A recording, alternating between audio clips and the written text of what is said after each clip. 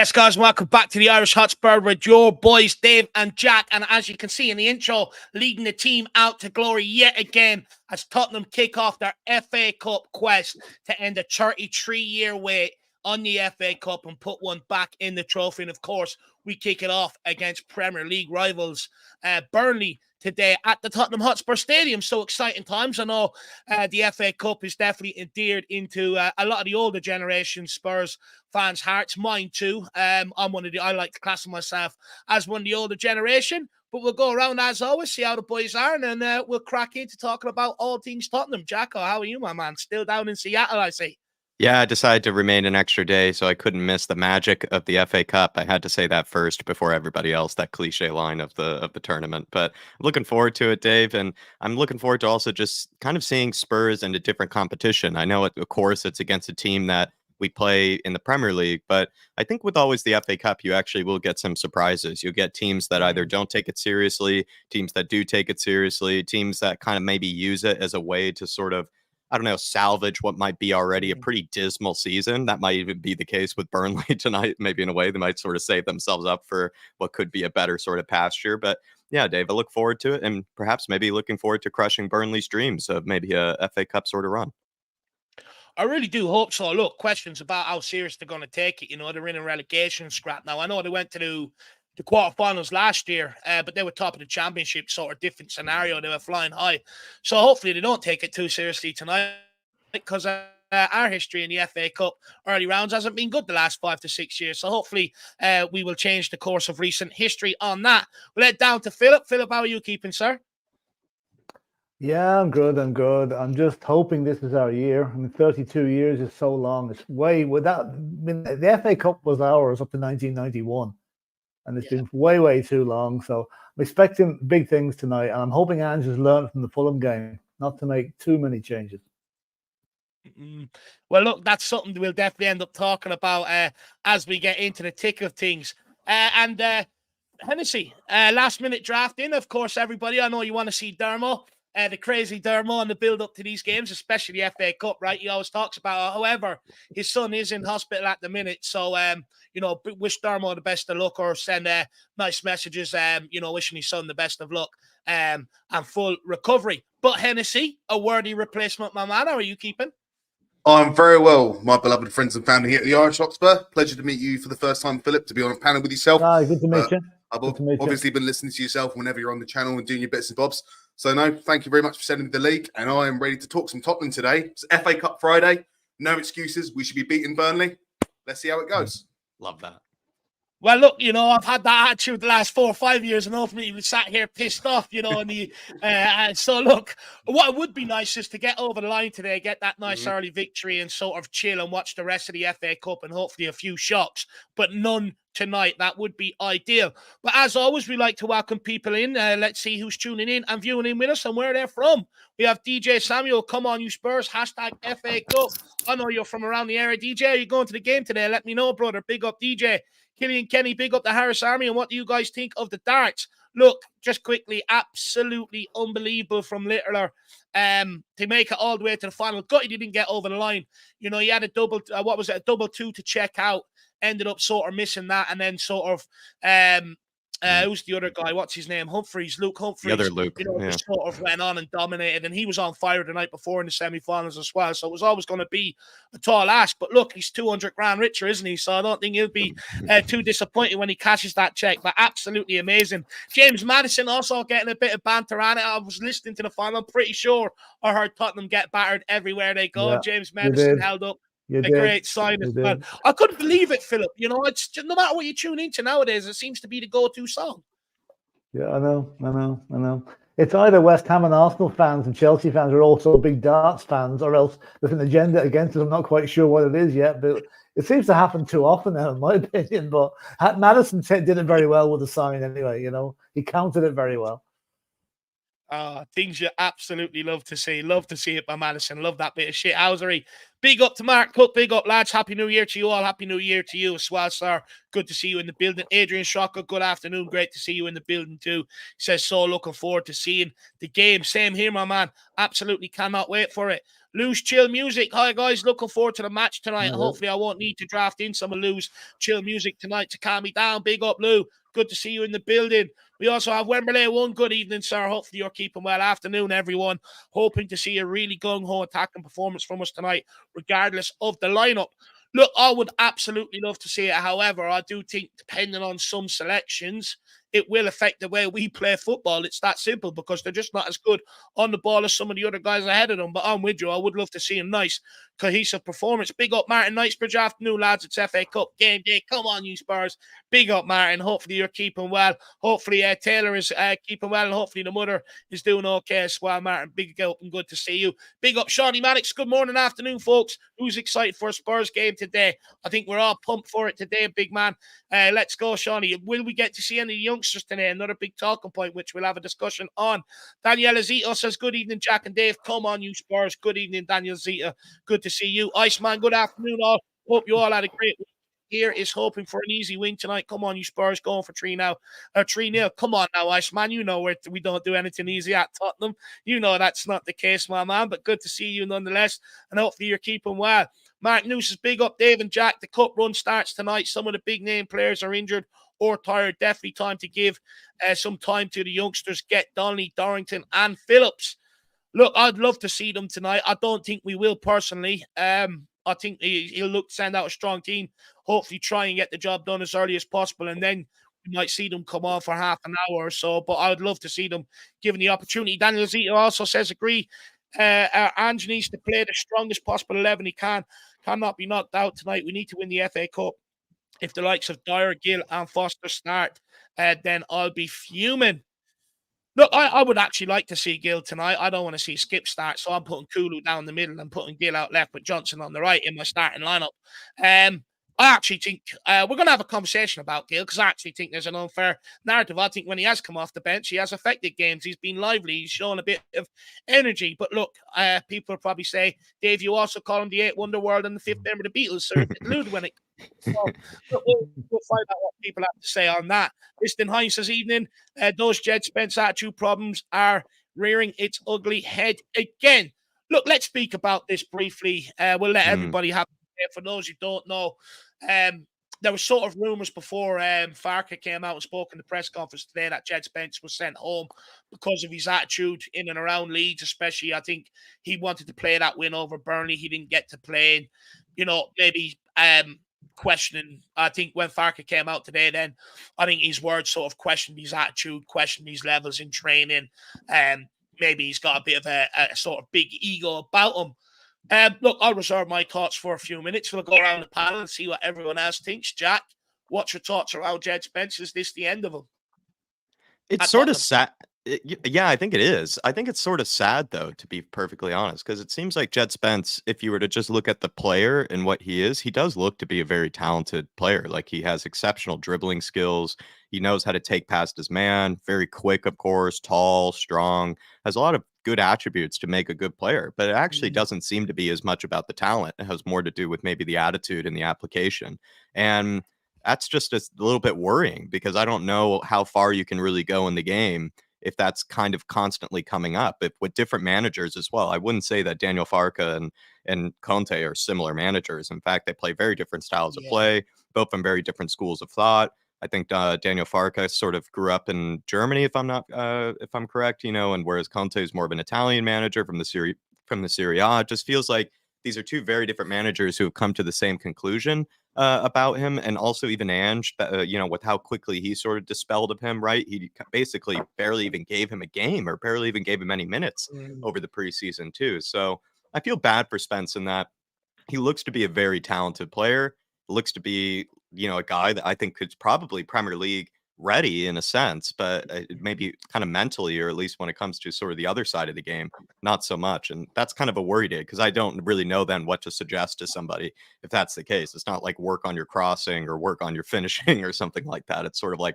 work on your attitude and work on your just sort of your teamwork and, being a good teammate and being also a good member of the club. And it seems like Jed Spence has sadly maybe struggled with that, or at least under the eyes of now 2 or 3 different managers has sort of struggled with that. Mm. Look, it's hard to disagree with a lot of what you sort of said there. I mean, wasn't it Neil Warnock that came out at Palace? I think it was him and sort of said the kid will never make it in the game. But then I think it was Steve Cooper sort of brought him in, showed him a bit of love. I had him playing, and that's where he ended up earning his move to Tottenham. Also broke into the England under-21s. However, talent will only take you so far. You have to have the right application, especially at the top level. Otherwise, you will end up finding yourself sort of in a Jadon Sancho situation at Man United, right? All the talent in the world, but doesn't want to apply himself. And with Jed Spence, he could either play wing, right wing, or right back in this system. And, he chooses neither. And like Jack said, all managers are sort of giving up on him. And it's a shame, really, because this is a guy that's had a hard way to the professional route. He was sort of last one out of his, sort of local team drafted into the academy, and then through the academy, he was always sort of last one to get his contract the whole way through. So it's a shame, really, that he's worked so hard to get there, and now he's sort of thrown it all in. But look, at the end of the day, he's 23 going on to 24 now. He hasn't shown his potential or the money or repaid the faith that we've put in him. So I'm of the opinion now, you've got Porro and Emerson there, sell him. If the attitude ain't there, and we know with Postecoglou, one thing he prioritizes in any transfer or any player is the character of the player.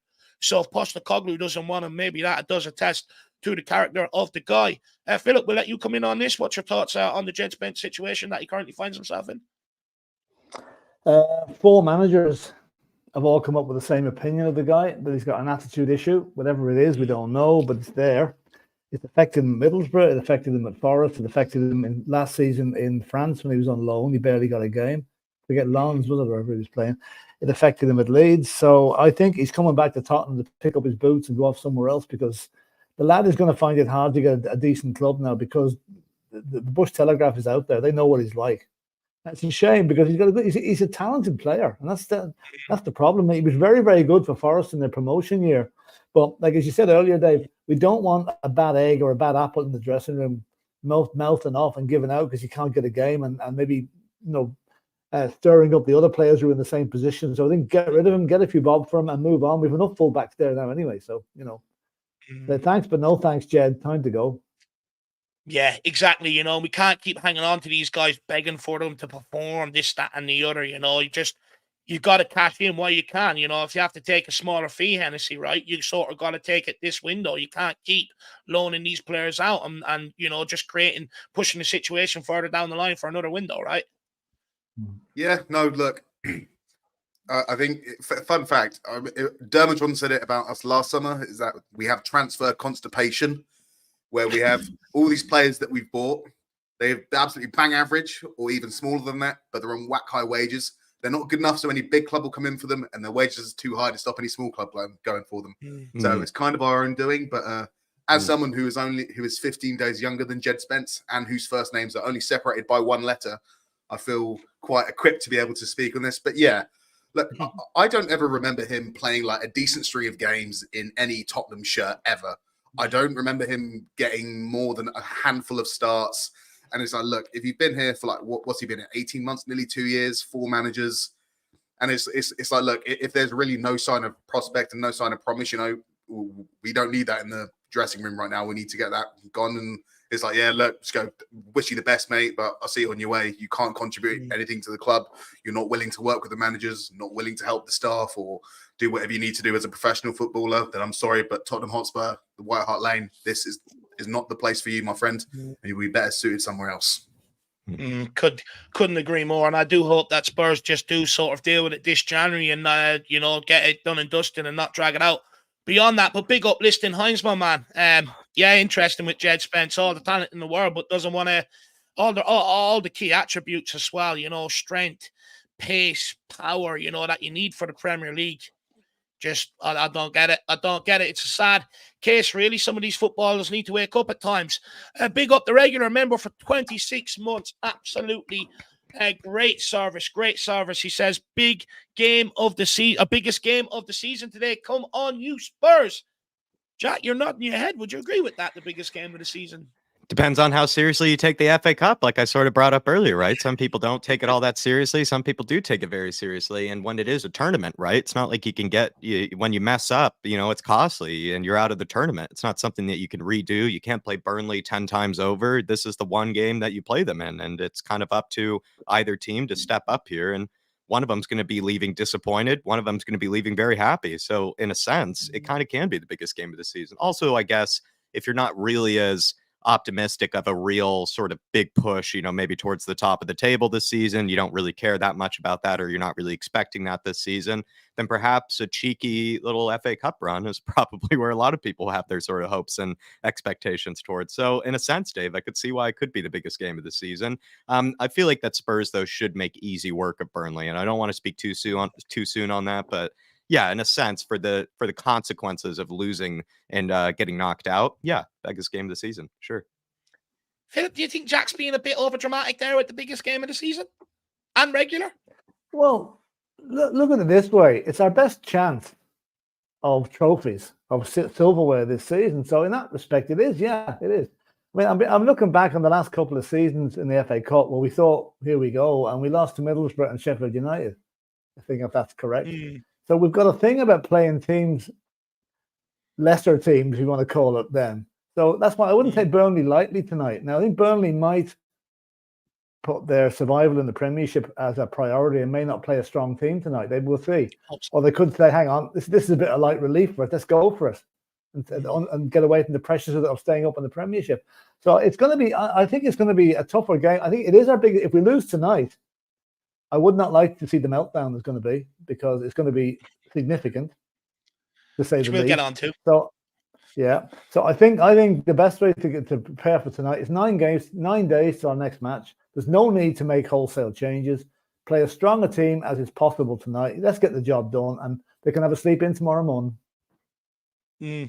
Look, biggest game of the season. I get where you guys have thought are coming from. It's a chance at a trophy, and we do have a free run at it, which we're going to talk about in just a few minutes. Just want to welcome a few more people in. I'm not sure it's our biggest game of the season yet, though. I think we'll have big games to come towards the end of the season. Look, we'll wait and see the regular. I'm going to say a little bit dramatic, but I do understand what you're talking about. I do understand maybe the thoughts behind it, but big up the regular butter. I really appreciate the service as well.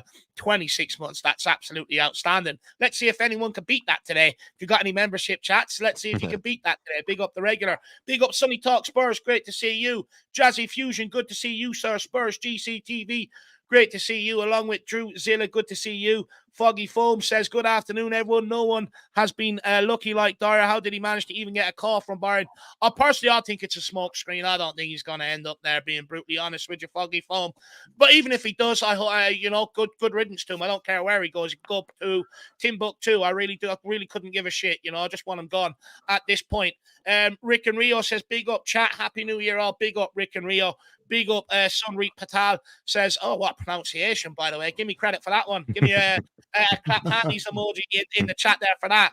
Says, that goal from Ricky V, you turned me into a Spurs fan. Let's create some new memories for the next generation. Great goal. There was also one by David Ginola against was it Barnsley, ran off the pitch. Absolutely iconic. Yep. Brilliant. What a goal that was. Paddy Harnett says, afternoon, folks. Bit of advice for you. Never back a horse called the Big Ange, and the fucker has 2 legs. I presume I presume there was a horse running today, and Paddy had a cheeky bet, giving it to FA Cup Friday. Seen the name, couldn't help it. Yeah, I definitely won't. I don't back horses personally. I'm allergic. I saw the tweet. Anyway. There was a tweet that he put out, Dave. He put a screenshot and everything of the wager on it. Looked like it was going to be a £52 return on a £10 bet. I don't know, Paddy Harnett. For a random bet on something like that, it felt like maybe the returns could have been a little sweeter. So maybe Big Ange must have been a favorite in that race. And yeah, really let you down. Well, hopefully it's not a recurring team. Hopefully it doesn't extend into the football team tonight, Paddy, as we'll also be calling them 2-legged horses. Big up, Paddy Harnett. Good to see you in the building, sir. Drew Zilla, member for 4 months. Big up, Drew Zilla. Really appreciate the support, my man. He says, glad to be a member. The Irish Hotspur goes marching on. Hope it's our year, boys. Let's effing go. look, Drusilla, so do I. I'd absolutely love a trophy in the cabinet. 2011, what was it called? Carling Cup or Worthington Cup, whatever you want to call it at the time. We lifted that, but it's been a long wait since. And look, under Pochettino, there were many sort of quarterfinals, semi-finals. We just could never really sort of get over the line. I do think Ange will get us over the line if we get there. If anyone's listening to his team talk to the Australian national team heading into the World Cup, some other bits and pieces that are out there to listen to on YouTube and stuff like that, he'll get these boys ready for a final. He'll get them over the line, no doubt about that. It's just about getting there and not letting history repeat itself. We also have to remember and hold in the back of our minds, we've lost to NS Mora in Europe. We've gone out, like Philip alluded to, Sheffield United, Middlesbrough, where we should really be going through. Nottingham Forest have dumped us. Fulham have dumped us out of Carabao Cups and stuff like that. Colchester under Pochettino, Norwich under Jose. The list goes on. We historically, over the last 5 to 6 years, go out to teams we just shouldn't. But saying that, Burnley are piss poor. Bottom of the Premier League. We should be beating them. It's that simple. Drusilla, and that old Spurs song? Oh, when the Spurs go marching in. Well, hopefully they've all listened to that on the bus on the way into the stadium today, and they are pumped for it. Big up, Drusilla. Good to see you in the building. We also have the Tron. Big up the Trons. Big up, guys. Sorry I can't be there with you, but Spurs are on their way to Wembley. Philip, have your knees gone all trembly? Yeah, maybe a 20-10 tonight, probably. Yeah, wait till then. Get over this one. Then I can start getting trembly. I no doubt Dermot's are already trembly. He says Tottenham are going to do it again. They can't stop us. The boy from Tottenham, the boy from the White Hart Lane. Come on, you Harris Army. Come on, you Flat Cap Army. Also, 24 months equaling the regulars. A bit of a battle going on here between Dermo and the regular. Great to see. First of all, really appreciate all the support, Tron. Hopefully the young lad is okay as well. Full speedy recovery. Look, I would love a final sort of appearance this year. They really top off a great sort of year under Ange Postecoglou, a great season. Look, even if you get to the semi-final, we'll get back to Wembley, which would be awesome as well. Be absolutely brilliant. But big up, Dermotron. Good to see you in the building, pumped as always. Hopefully you get back in time to watch the game as well. Big up, Big T. Good to see you in the building. He says this game should be with plenty of space. Be open for Gail Messi, which would be perfect opportunity for him if he starts. Fully agree on that, Tyler. Vandal Ross, big up, lads. Good to see you. Big up, Derek Hutchinson. Nice to see you as well, sir. We also have Geoff Totten Parkhoy's evening all bloody 4 a.m. game for me, and it's 12:40 now. Look, the commitment is unbelievable, Geoff, and I've no doubt you're going to stay up and watch the game as well. But look, if we get to win it and make it all worth it, right? It's the weekend. Hopefully you can have a bit of a lie-in as well. Or it is the summer over there. So if you've got a pool, just go and jump into that. That'll keep you awake. But big up, Geoff. Good to see you. Also, Donovan Oosterreicher, great to see you. The first goal doesn't count. Good to see you in the building, Donovan. Joseph says, big up Dave and Jack on either strong team tonight. Who would you make captain tonight? We will get onto that, Joseph. I don't want Davies as captain. He has been key in the embarrassing defeats in the Cups. Do you know what? I actually said that in the members, I think the members video I put out yesterday. He's been at the heart of it all. He's already going. If he's selected, he's already going out there fearing the worst tonight. It's only human nature. So definitely wouldn't be putting the captain's armband on him, that's for sure. And big up Lazy Egg. Big up Nick. He says, I'm with the regular. The way we approach this match will say a lot about whether this club has turned a cultural corner. That is a fair point. Look, we'll get into it. Ange Postecoglou has had words to say sort of how serious he takes it. Let's be fair, I think one of his very first interviews he spoke about Spurs winning the FA Cup and stuff like that. So it is a competition he'll want to target. Jack has also gifted one Irish Hotspur membership. Who's the lucky recipient, Jacko? It's a great name that I'm actually excited to try to pronounce, and I'll probably pronounce it wrong. Giannis Rebulus or Janis Rebulus. I can't tell either one is the correct one, but great name, and names rhyme with each other. So there you are, Giannis. Take advantage, please. And enjoy all the membership content that comes with it. Welcome to the community, sir. Hopefully you're keeping well, and welcome. Make yourself known in all the videos in the comment section and stuff like that. And then Martin Knightsbridge says, loving Jack's hoodie. I want one. Yes, this was probably the best gift I think I received over the Christmas period from my mom. I think it's more something that's one of those like sort of designed, like your own hoodie type of thing, where she must have just gone through the effort of Awesome. going onto one of those sites. You just sort of design a custom hoodie of some sort, and she's gone for I think like what sort of looks like almost like a Yale sweatshirt or a Yale hoodie of some kind, or in that sort of regard, and it just says Ange Ball instead. And actually, funny enough, I was at a bar the other night, Martin, and there was one of the bartenders there actually recognized the hoodie and everything. It stopped and showed his screensaver. It was a picture of the team and everything in front. And so I was able to run into a Spurs fan the other night in Seattle that was able to make sense of the sweatshirt. So I was very impressed because normally when I walk around Seattle, nobody has any idea what a Tottenham Hotspur is or even what an Ange Ball is. I mean, that's already going way deep into Tottenham Hotspur, but it was nice to see that someone recognized it. No, it is. I'm jealous of it. I need one in my life. So, Mum, if you're watching, you know what to get me next Christmas. But big up, Martin Knightsbridge. Really appreciate support. Now, guys, we are going to crack into it. We've got a lot to talk about. Just a bit of simple housekeeping. If you can smash that like, helps us out massively. Smash the subscribe button as well. Your boys are on the march to 15K. Also, feel free to dictate the talking points of the show.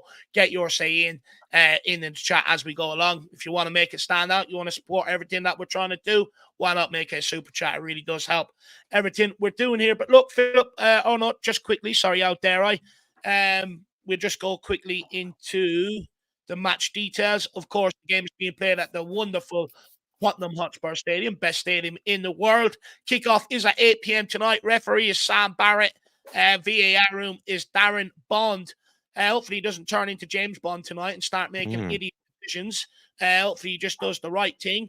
And then in the TV, your boy had to do a lot of digging for this last night, by the way.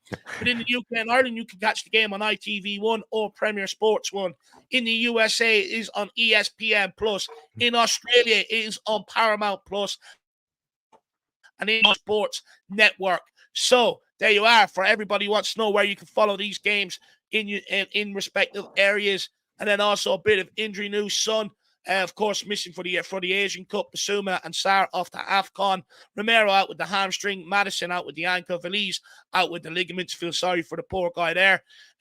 Ghosting Young out with the hamstring. Probably never likely to return. Sullivan out with the meniscus. And Perisic out with the ACL. Burnley, Kelly Osho, very, very talented young player out with the knee. That's huge. Ekdal out with the knee. Bayer out with the thigh. And Jack Cork out with the calf. So that is everything you guys need to know there. And also big up Moondog member for 25 months. He's outdone them. He's outdone the regular and Dermotron. Good evening, lads. Come on, you Spurs. Big up Moondog.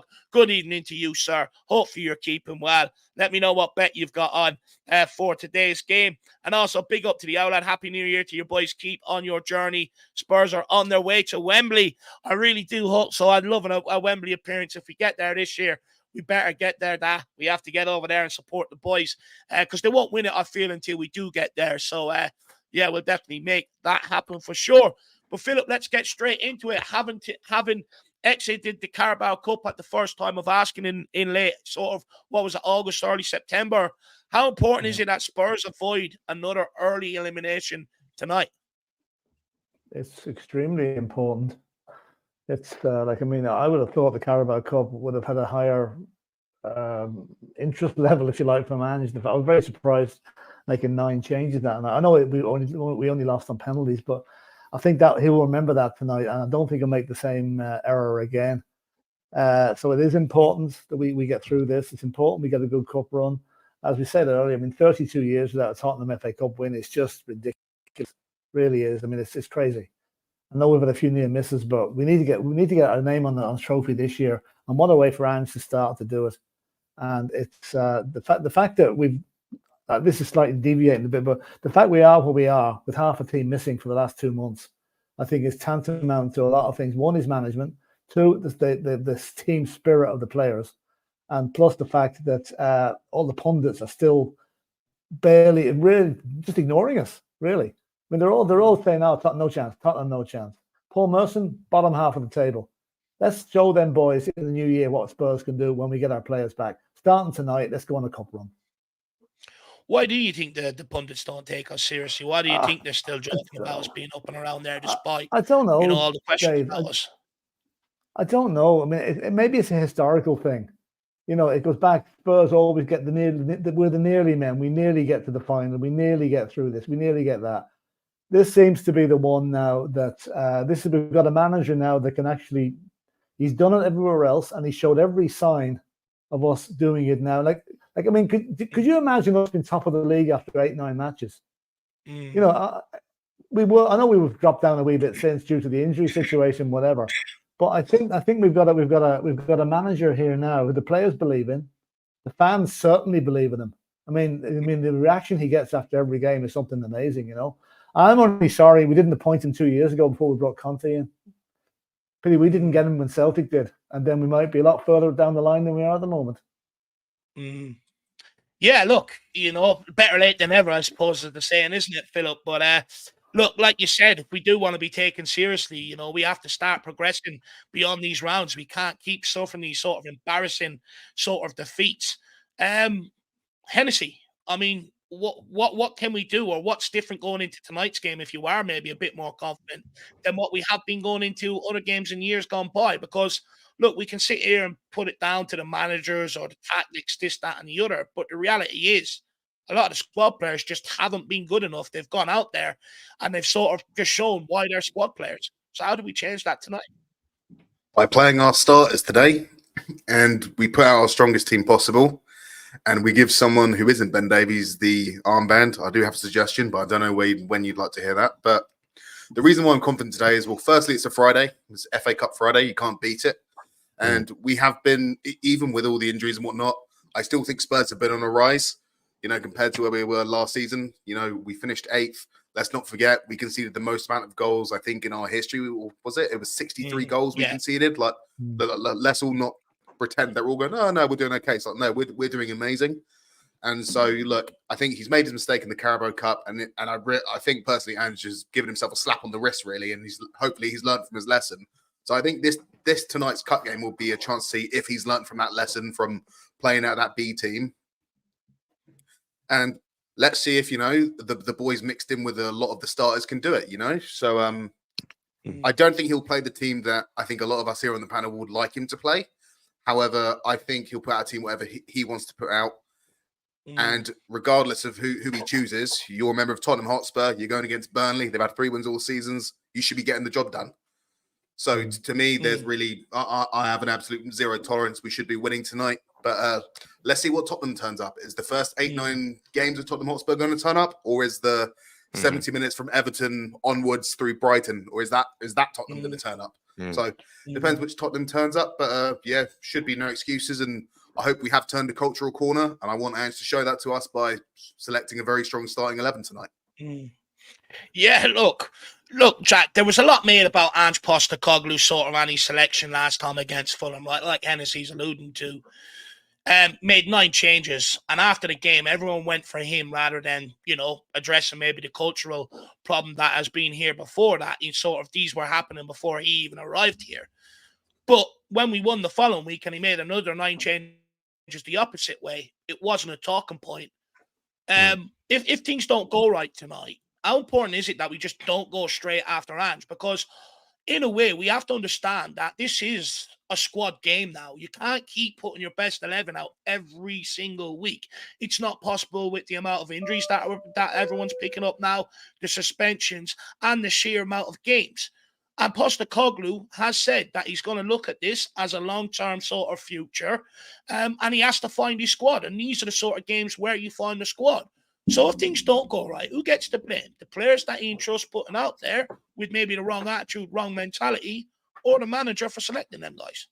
I think sometimes it's hard to find the balance between maybe recognizing certain areas where he's probably looked to try to, like you say, rest somebody, give somebody a break, and then just hope that whoever is going to step in can pretty much deliver at a similar sort of level or a similar sort of quality, because that's how it should be with a Premier League squad. If you're especially a team like Tottenham Hotspur, you would think that you would have players available sort of within the depths of the squad that can fill in for games like these and not see a considerable drop off. The issue is that with Spurs, we do see a considerable drop off when we do have players in sort of the depths of the squad come in for these sort of games. And then with that huge drop off, we then see results slipping, or we see really, really bad performances that end up leading to really embarrassing results. And when you see a really embarrassing result like an Enes Mura, Colchester, etc., you find yourself sort of struggling who to blame first. You either want to blame the players because they're, of course, terrible and losing to teams like that. Nobody should lose to teams like we have in the past. But you also have to then look towards maybe, could this have been prevented? You know, even though these guys might not be helpful or really at all useful for the team, you know, maybe the manager could have foresaw this type of thing and just avoided playing them whatsoever. But I find that to be all sort of in a weird kind of mixture of, I don't think there is no right answer towards that, because I think you can't just put all the blame on the manager. You have to at least, you know, give some acknowledgement towards the players that they should be able to beat teams like Enes Mura. They should be able to beat teams like Colchester. They should be able to make easy work of a lot of the teams that they have actually not made easy work of and lost pretty embarrassingly to in the past. So that's where I get kind of a bit torn up on it, Dave, is yes, maybe the manager could foresee that some of these players maybe aren't good enough and are in fact almost imposters of sort of the Premier League sort of squad capacity or the Premier League squad quality. But at the end of the day, like, you also have to look at some of these players who are being paid close to 100 grand a week coming up against, you know, what is it, like mid-table teams from Slovenia in the case of Enes Mura, and can't find easy work of them. And that's where I think you have to just sort of, I don't know, it's a confusing mixture of the two. Yes, the manager could foresee that, but also let's not just put all the blame on the manager and realize that these guys then are absolutely stealing a living in case they can't be played in these sort of situations. I mean, they should be played in these games, and they should show that they are good enough to be able to get over the line in these games. And if they're not, then they're complete imposters, and they should get out of the squad as soon as possible, because these are games, these are teams that if you play for Tottenham, you should make easy work of. Yeah, do you know what? I absolutely fully agree with that. And what you are noticing, a lot of them players that have played in some of them cup exits over the years, they're slowly dwindling out of the squad. They're slowly being sold on. And for me, it comes down to the attitude of the player. At the end of the day, they all sit there, cry, moan, everything else, and force their agents in there constantly knocking on the manager's door for playing time. Manager then puts them out, plays them. They play shit. They get knocked out. They don't really care. And then, you know, they're sitting there, oh, why is the manager not playing me? This, that, and the other. For me, it's all about the player's attitude. I think they go out there with the complete wrong attitude. I think, you know, some of the backups we've had have accepted that backup role. They go out there with no passion, no intensity in their game. Oh, we're just here to do a job. If we win, we win. If we lose, we lose. I do think, you know, with some of the backup players we've got now, like Gill and people like that, you know, I think they have a different sort of outlook. I do think they'll go out there and try and put on a performance and try and impress and try and get into that first team, or even try and make the squad beyond the end of this season.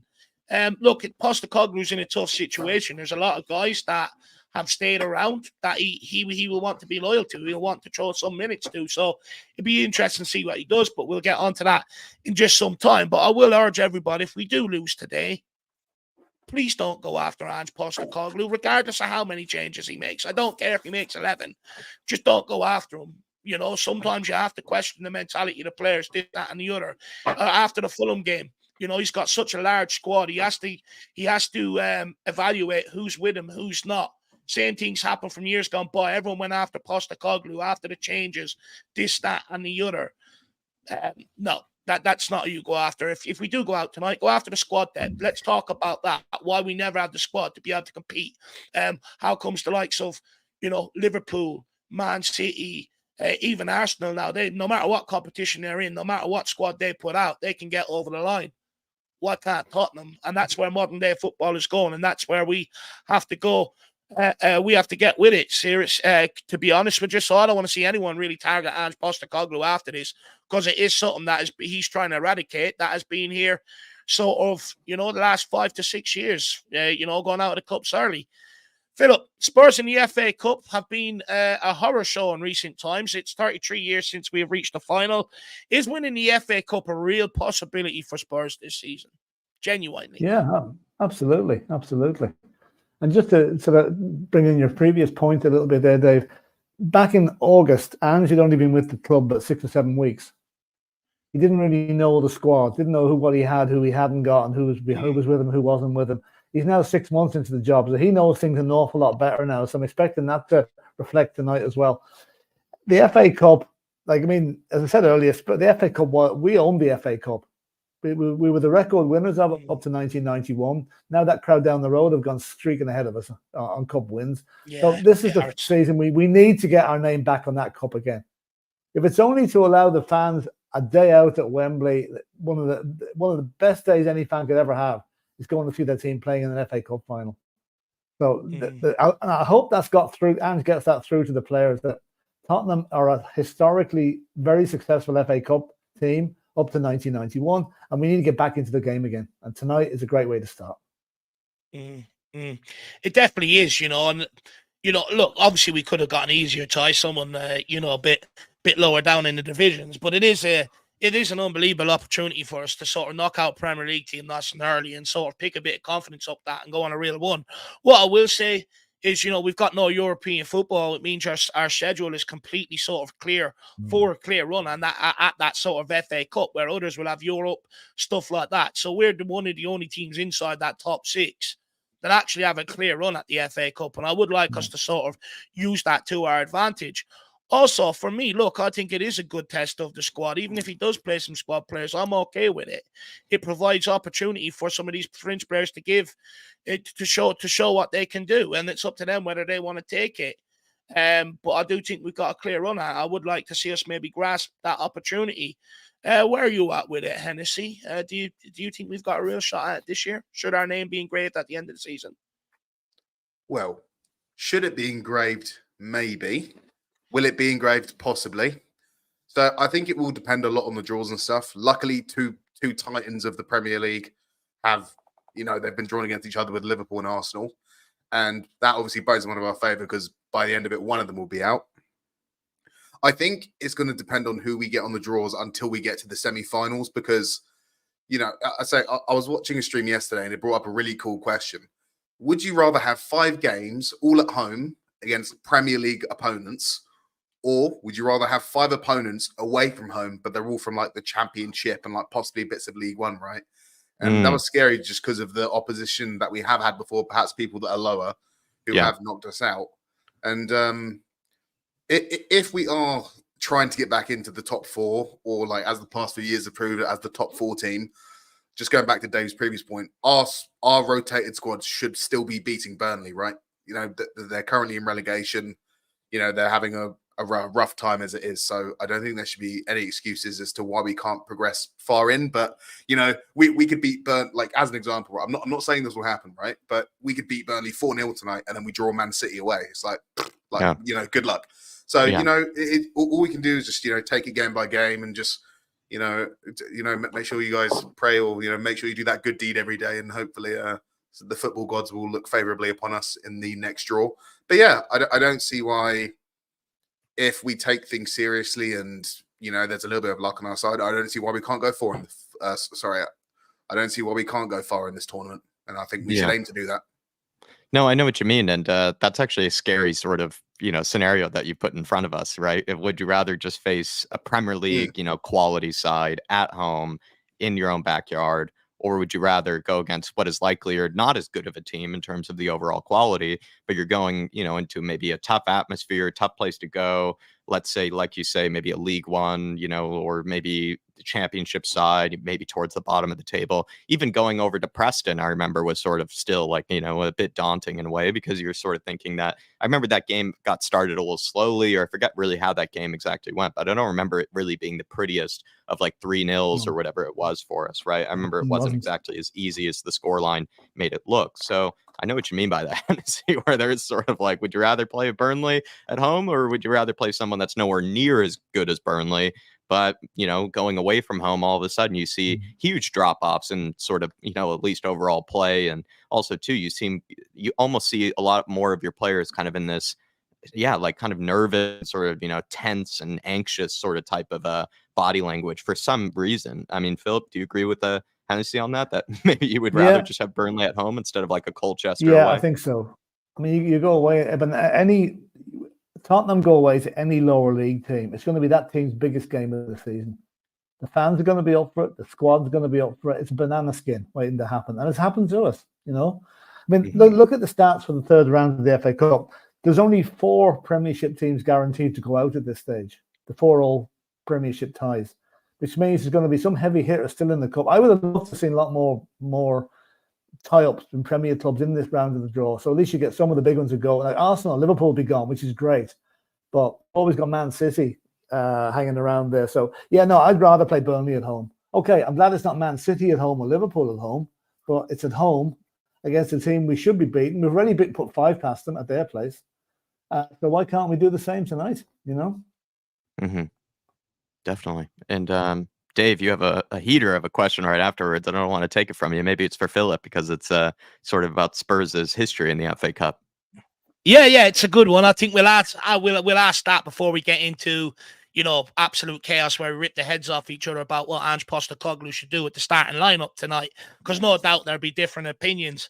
And Martin Knightsbridge, it would be great, you know, them and Arsenal, you know. I think we win an FA Cup this season, Arsenal win nothing. I think that'll put an end to Arteta, which would be awesome. Absolutely awesome, Martin. Moondog says, if Dyer's in the team, I'm smashing the TV up. If he's in the team, I'm not watching it. Jack will draft in Nick or someone for a watch along. Genuinely, I can't do it with that clown. As soon as he entered the pitch last week, Bournemouth went and scored a major KG affair. He is just cursed. And if it's him and Davies, forget about winning this game because Lyle Foster will run raggeds all over them. And he's no great shape, by the way, but he'll run all over them too if they play. This is people, though, slightly pushing back, though, against maybe what you and I have been agreeing with each other with about Ange. You know, you and I would rather, you know, point the finger towards the players. But if Ange were to select an Eric Dyer, a lot of people saying that they would go after Ange sooner than they would go after Eric Dyer for being selected. And that's sort of what Moondog is saying here, I think. And that's also kind of what Tyler is saying. If Dyer plays, I will actually go after him, Dave. I'm sorry. And I mean, what would you say to that, Dave? Like if Ange were to select an Eric Dyer, would you slightly amend maybe what you had said about, you know, it's not really on him? Look, I do question some of Ange's substitutions of late. I don't get why he keeps bringing Dyer off the bench when you've got Ashley Phillips or Darlington there. In fact, he's had Donnelly stripped the last 2 games and then made him sit back down the last 2 games and made different sort of substitutions. I get they may be influenced by, what's his name, Millie Jedinak, isn't that the guy that sits up there in the stands and all foresees things and reports back to the bench, changes that opposition make and stuff like that. That might have something to do with it. Look, if Ange does play Dyer today, I guess you can go after him. I personally won't, because let's not forget, he did ask for 2 centre-backs in the summer. They delivered him 1. He asked for a centre-back early in this window, and we're still sitting here guessing who it's going to be. So it's not entirely on Ange Postecoglou. If he plays Dyer today, I think it's to send out a statement to the board. Personally, why do you keep want to see this, Daniel Levy? Why do you want to keep seeing Dyer and Davies at centre back? So that's personally, you know, who I'd be going after. I'd be going after the board if Dyer starts tonight because Ange did ask for a centre back, and I think people sort of forget that. You know, they forget he asked for 2 in the summer. They forget Conte asked for 2 in the previous January. And they forget that he asked one to be delivered earlier on this week, and it didn't. So I wouldn't be so quick to jump on Ange on that. It comes back to my point, or a point I'm going to make next on the next question. So we'll just get straight into it, and then I'll hit back at everybody with my answer. Look, we'll go to you on this one, Philip, first. After beating Forest in the final in 1991, Spurs had more FA Cups, 8, than anyone else, like you alluded to. Why have we seen such a drop-off in the FA Cup over the last 30 years when it's a competition that is sort of endeared in the hearts of Spurs fans? Have we just not been good enough, or has the priority shifted in the club at board level that they just want to compete in the league and the Champions League because of the prize money is so insignificant compared to the league and Europe? So do you put it down to players and management just not being good enough, or do you put it down to maybe the shift focusing at board level? Because to be fair, with the likes of Alan Sugar, you know, he wanted trophies in the cabinet. I think up to the year 2000. Yeah, up to the year 2000, the FA Cup was the jewel in the crown. It was the competition everybody wanted to win, right? Then Manchester United dropped out of it one season to go and play in the World Club Championship. And that kind of was the start, not the beginning of the end, but the beginning of the FA Cup not being just as important to clubs as it had been up to then. And I think Tottenham got caught up in that malaise, if you like, that's playing. They saw other teams playing weakened teams in the FA Cup, and we started doing it ourselves on occasions. That added to some very poor performances under a number of managers: George Graham, Glenn Hoddle. They all had very poor runs in the FA Cup during their time at the club. But I think if I had to put it down to one particular thing, I just think some clubs like Arsenal have always taken the FA Cup really seriously, and that's why they kept winning it so many times in the last 30 years. Maybe we haven't done the same. Maybe we should do the same tonight, you know. But one thing I will say, just to harp back on your previous point about not blaming Ange if we lose tonight, I don't like Ange playing politics with the board over team selection.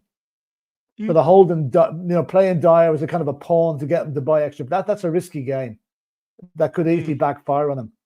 And I hope he doesn't do that. I'd rather see Phillips play tonight than Dyer, to be honest with you, because Phillips is one for the future. We need to get him going. But as regards the FA Cup, I mean, I'm a very good friend of mine, a Manchester United fan, and he doesn't even bother watching the FA Cup anymore. He just doesn't rate it as a competition.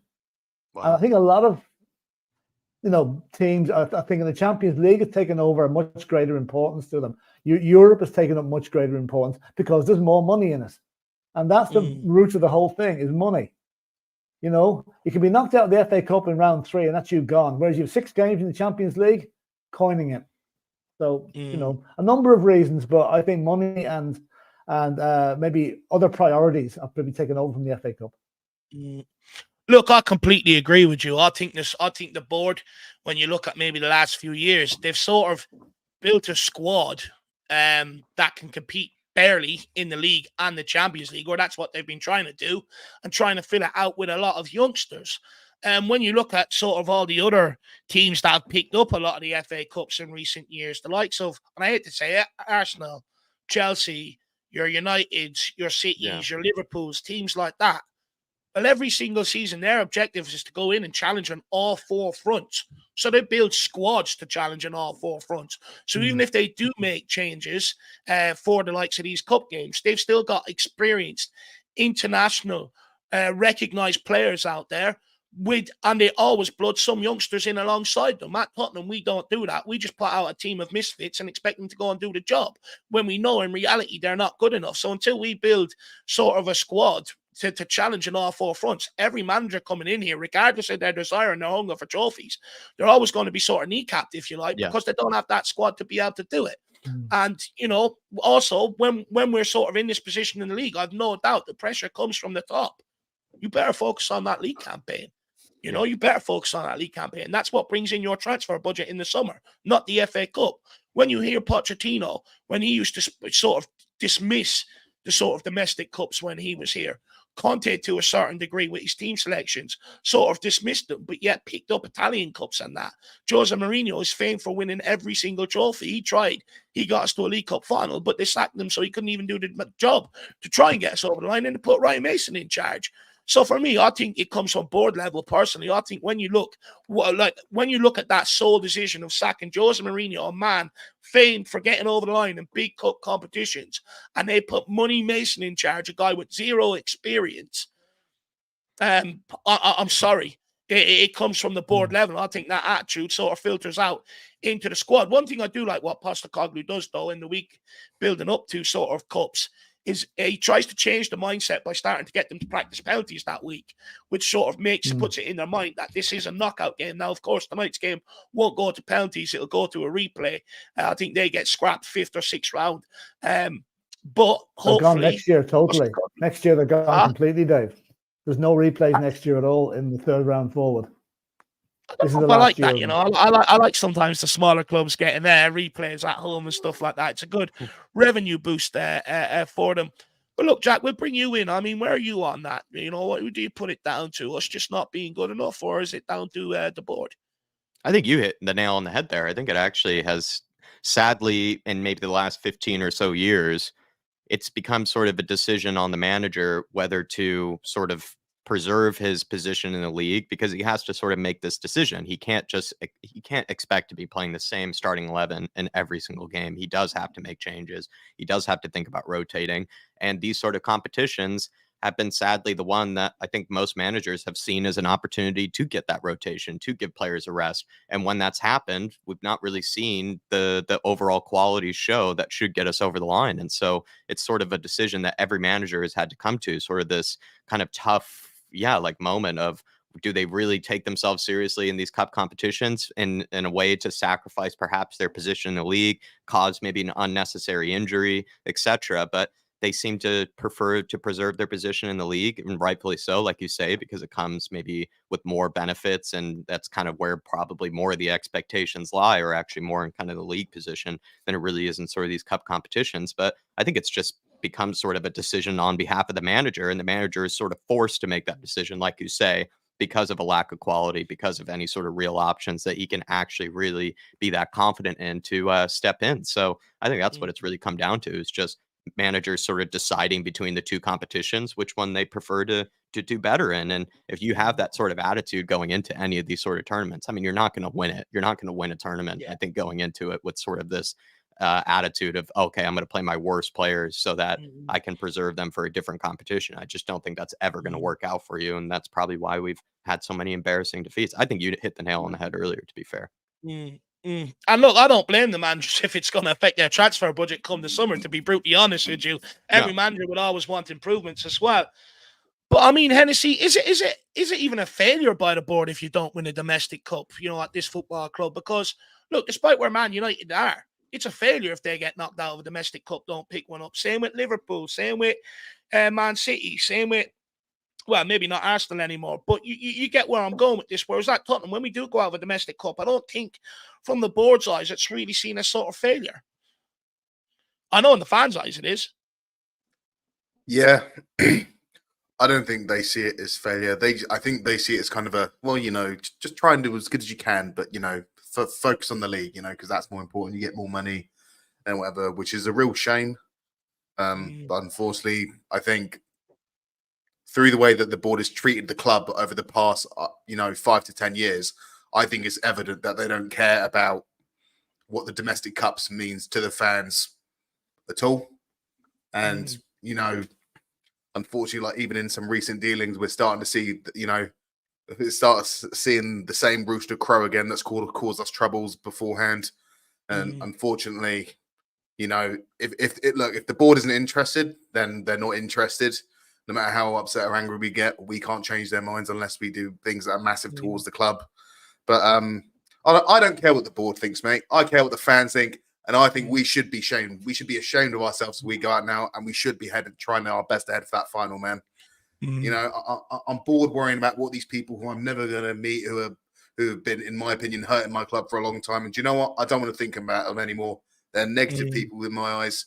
Let's go with what the fans think. We should be ashamed if we go out, and we should be doing everything we can to try and get ourselves in that final, right? It's about time we get there, no? No, look, I completely agree with you. I mean, I love nothing more than lifting a trophy. I mean, even that Tiger Cup at the start of the season got me excited a little. I'm not going to lie, it gave me a little stir downstairs. I just love winning things. It doesn't matter what it is. So, look, I really want us to sort of go on a good cup run. I do think we need to start maybe gearing our priorities towards a cup, look to get that under the belt, and hopefully the rest will sort of follow. Paul Pavley says, why is everyone on the back of Levy? He's bought in answer. Surely we trust in who he selects tonight, but I'm not worried if Dyer Davies plays as Emerson is not. Look, first of all, I'm one of them. I have no problem praising Daniel Levy where I think he's done well, aka the business side of football, the way he operates. I think he's got a business model that every other club around the world are completely jealous of. However, I don't think the domestic cups are a priority to them, and that does sort of annoy me, and it does annoy the fan base. And I will criticize them on things where I sort of don't share the same sort of vision as them, and that's just the way I am. I like to think I'm sort of fair on that, to be honest with you. But look, I think you should be concerned if Dyer and Davies play. I mean, the last time they played together, we didn't win the game, did we? I think we lost to what was it, Aston Villa or Wolves when they played together. Wolves, yeah. Symbiotic of their partnership in last year. Part of Tottenham's worst defence ever in the Premier League era. I mean, I would be concerned if them two are playing, because no manager should be forced to have them two still here to pick from, to be brutally honest with you. And then Jason Green says, Irish Hotspur, what are your thoughts on the keeper option for tonight? Would you play Fick or Forrester? Now, look, I am going to get into that. We're going to sort of this is probably going to descend into chaos because everyone sort of sees it a little bit differently. But look, Philip, we'll go to you on this one. We'll start with you. We'll get your sort of thoughts around it, and then maybe you can go through your 11 and tell us who you'd like to see tonight. But Ange Postecoglou will have to decide between giving some players the chance to play some minutes, but also not falling into the trap of weakening the Spurs squad to a degree that we exit the cup competition, right? Especially a cup competition that we feel like we can win. Should Ange give the fringe players an opportunity like he did in the Carabao Cup game versus Fulham, where he made 9 changes, or should he go full strength today as Postecoglou today? Because Postecoglou, he does have to sort of strike a better balance than he did against Fulham in the Carabao Cup. Right, we played Fulham on a Tuesday night, I think, in the Carabao Cup. I think it was a Tuesday night. We had a game the following Saturday. We don't have a game now until Sunday week. 9 full days away, right? So resting players, to me, it doesn't come into the equation. I want to play the strongest possible team tonight, which means starting with Vicario, because I think anything else would be a negative, because the guy's been just so good for us. You know, I'm not knocking Fraser Foster. He's a decent goalkeeper, but he's not a patch from Vicario. So keep Vicario in there. As regarding, do you want to go through the back four as well, Dave, or do you want to just keep it? Yeah, go through your starting lineup. Yeah. We'll get your starting lineup, and then we'll let the boys sort of pick it apart. Porro, obviously, right? Porro on the right back. I would play Phillips and Davies as the 2 centre backs, and I would play obviously Destiny Udogie out on the left. In the middle, Bentancur, who I would also give the armband to. Yeah. Lo Celso. Same here. And we're probably going to have to go with Skip, although, you know, I'm just thinking maybe that'll be the 3 in midfield. Up front, I'd have Kulichevsky, Richarlison, and Johnson. But possibly Brian Hill getting in there somewhere. I'm just not really convinced. He might. Do you know what? I'll give you my lineup, and then we'll let the 2 boys sort of decide, pick and choose then from there, because my lineup is well known to everybody out there. Well, I hope it is. I hope they all watched my video yesterday.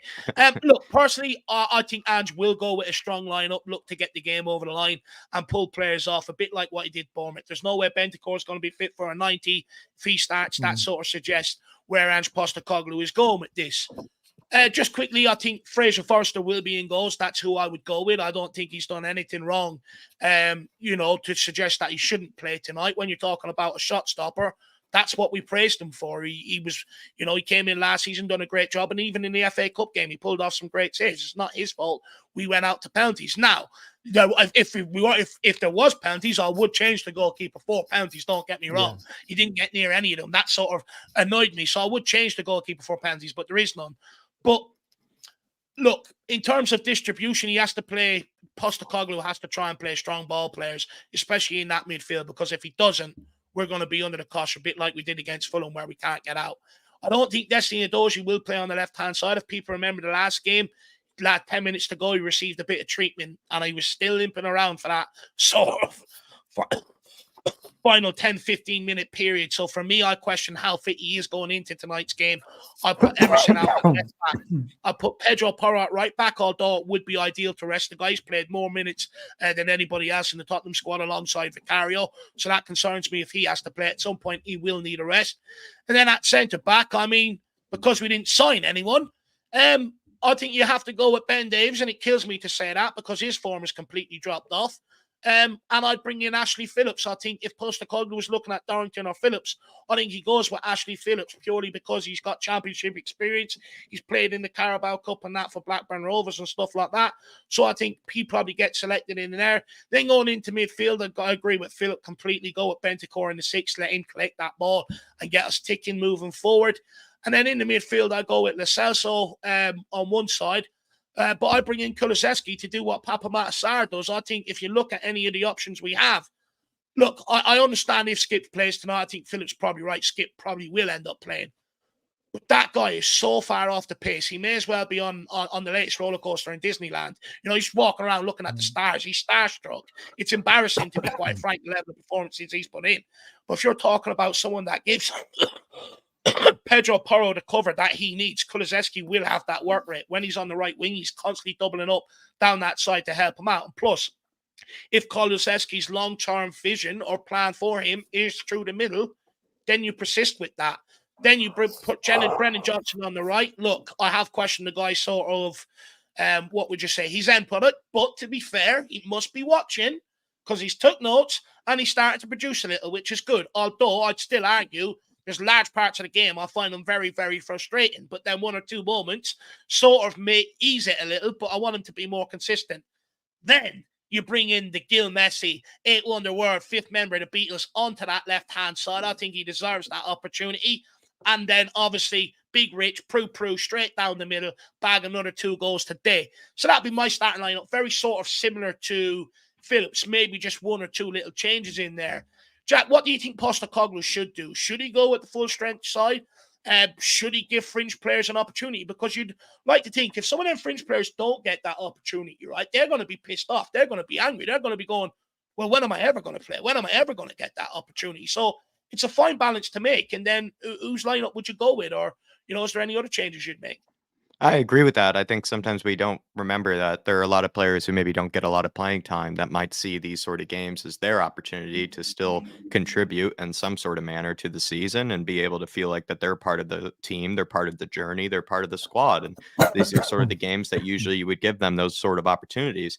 I also sort of have to maybe have some caution about, maybe defending sort of a complete change to the whole lineup when Philip did say 9 days in between this game and the next one. That does sort of mean like you have an opportunity to play a stronger lineup than maybe you usually are allowed to when you play in these sort of competitions. Because I had defended just recently, of course, on this, with previous managers for maybe making those changes because I think they felt like they did probably have some sort of competition that was upcoming or a big game that was sort of, just around the corner that they would rather sort of preserve or, keep their better players for. But is that really the case this time around? Maybe not. So you have to maybe think that some of the changes that I would sort of be completely fine with, like, for example, a Vicario and a Forster, maybe he's not as necessary if you do have around 9 days in between this game and the next. So it is a difficult one for me, Dave. But I don't know. I just feel like probably Ange Postecoglou should go with maybe the strongest possible lineup, at least in the front 3. I don't think that he should really think about maybe too many changes, especially when you're already losing Sonny, who has been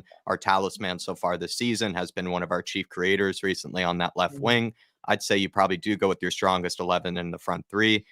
Maybe with the back line, it's going to be a different story. That's just because of injuries. That's also because of maybe certain players like I think Hennessy just told us in the private chat here that Destiny Udogie might have a slight knock, and might perhaps need a rest because he's picked up some type of knock or maybe slight injury of some sort. And do you really want to push him then in a game like this? Perhaps not. You maybe would just sort of give the faith to Emerson or Ben Davies another time to see if they can just get us over the line here. So I don't know, Dave. I think probably Ange Postecoglou should probably lean towards a stronger lineup just because of what Philip had brought up earlier about kind of the 9 days in between this one and the next. I think that gives you a good excuse actually to start playing maybe your better players. But yes, there will be some that might be left out of the lineup that will be a little bit sad or a little bit hurt by that. That's always the case. I mean, they are human.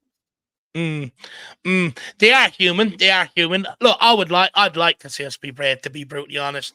Go at a Darlington and a Phillips at centre back. Try and shift Donnelly into the team if we can. I'd love to see it, but I just don't think Ange will. Hennessy, what do you want to see tonight? I want to see the exact same lineup as you posted yesterday, but I would want Vicario in net instead. But yeah, right. I mean, look, I'd love to see some of the younger lads get out there, but I'm starting to get a bit worried about it, actually, because there's been games where we're 3-4-0 up. There's 20 minutes to go. Why are you bringing on Dyer? You've got these young lads on the bench, and I know Veliz is kind of he was starting to get integrated in the squad before he got injured. But I feel like there's definitely been opportunity where a lot of the fan base that I've interacted with think, right, come on, let's bring on some of the kids. Or say, oh, look, come on, he's not playing very well. Let's have him change around a little bit. And he hasn't. And he obviously has his reasons for why he hasn't done that. So I'm starting to get a little bit worried about it. I'm starting to think do they not understand the tactics well enough? Are they not good enough footballers for what he wants? Or You know, I'm starting to get a little bit worried about it because, you know, the last player was kind of in and out. We've got a few games and then has ended up on a career of loans is obviously Joe Rodon.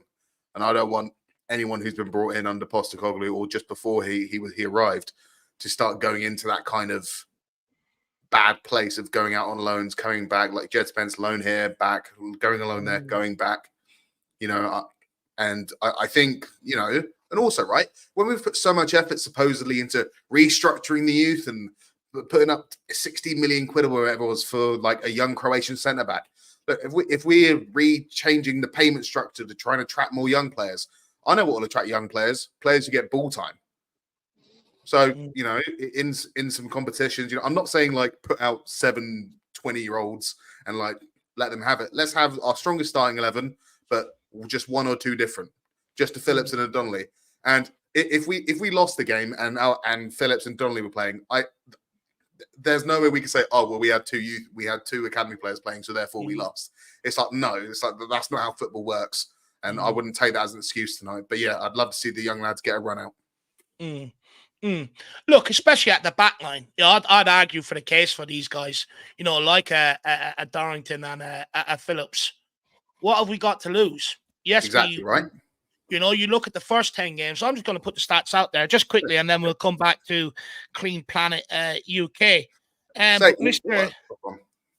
Sorry, just quickly, Mr. DK says, what the F is David talking about? Davy's out of form. Is he drunk? Yes. First of all, I don't drink, so that would be impossible unless someone spiked my water, which I put my own water into my Spurs water bottle, so I doubt that's possible. But he says, don't get me wrong, I respect David, but he was a bit out there on this one. Look, I know many people are going to say I am, but I disagree completely. The first 10 games, we conceded, 9 goals, 10 wins, or went unbeaten. The last 10 games, we conceded double the amount of goals, which is 20, and we've lost 5 of them games. Can't be in great form, can he, if we're not getting over the line? Look, you can debate whether he's come in and done a job, okay.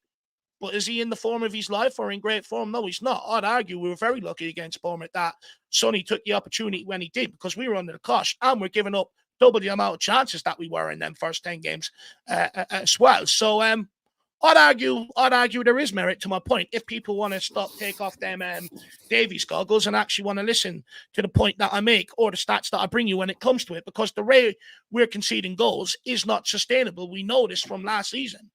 So, you know, if and when Emerson and Davies has played centre back, they average conceding, I think, 2 or 3 goals when they've played out there, the 4 times they've been rolled out there. Mm-hmm. So is that sustainable? Is Phillips or Darrington really going to do any worse? I'd argue not. And I'd argue it's a ready-made partnership. So I think there'd be more merit to put the partnership out there than drafting into 2 fullbacks, which one isn't good enough to play fullback anymore.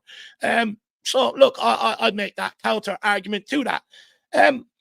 But, Philip, look, if some of these youngsters don't play tonight, right, or they don't start, or they don't even get, you know, half an hour, sort of 40 minutes off the bench to really impress and show what they can do, what do we do with them then? Because we're getting to the point, right, where we're starting to get players back from injury. Bentancur's back. Van de Ven, which we'll get into, possibility he might be back tonight or involved in the squad in some capacity. You've got Madison on his way back, and you've got other players on their way back. So then what do you do with some of the youngsters, especially likes of Donnelly, Darrington and Phillips? Because one thing every Spurs fan will agree on is that they've got insane talent, and it's internationally recognised. They play for the England under-19s. They're seeing a lot of the guys in that squad, some of their teammates, the likes of Hinsel-Wood, Miley, people like that, Mainu, people like that, being given their debuts, being, excelling in their club, but we're not really giving them that opportunity. So rather than stagnate their progress and rather than hinder the talent that they possess, what do you do with them then in this January window? Is there a conversation to be had to get them out on loan in order for them to continue their development? Yeah, I mean, sending out on loan is one option. We have to be very careful, though, because we have to make sure that we actually have the players back before we start sending. We can't reduce the squad anymore until we know that the guys like Madison and Van de Ven and Romero are coming back. But I think, okay, if they stay at the club, I think what should happen is they should be kept around the first team, kept in the squad, kept on the bench for match days. And there will be games when we're maybe 10 minutes to go, we're 3-0 up. You can bring them on to ease them into the Premiership. And I think hopefully they're happy with that. Now you're always going to get ones that are going to be mainly through their agents, probably moaning and groaning about the lack of opportunities at Tottenham and whatever. But I think they've got to be patient. They've got to realise that they are not the first 11 at this stage. They will be in the future, but they've got to learn their trade, keep with the first team squad, learn from the first team squad, and it will come. It's like Field of Dreams. If you build it, they will come eventually. They just need to be patient. Now, there's always going to be a couple of them gone out on loan. I think Beliz would have gone out on loan if he hadn't done his ligaments. He would have been one that was definitely going on loan. I see Dane Scarlett is back. That's thrown another permutation into the mix as well. He'll probably be on the bench tonight. Maybe he might even start. You don't know.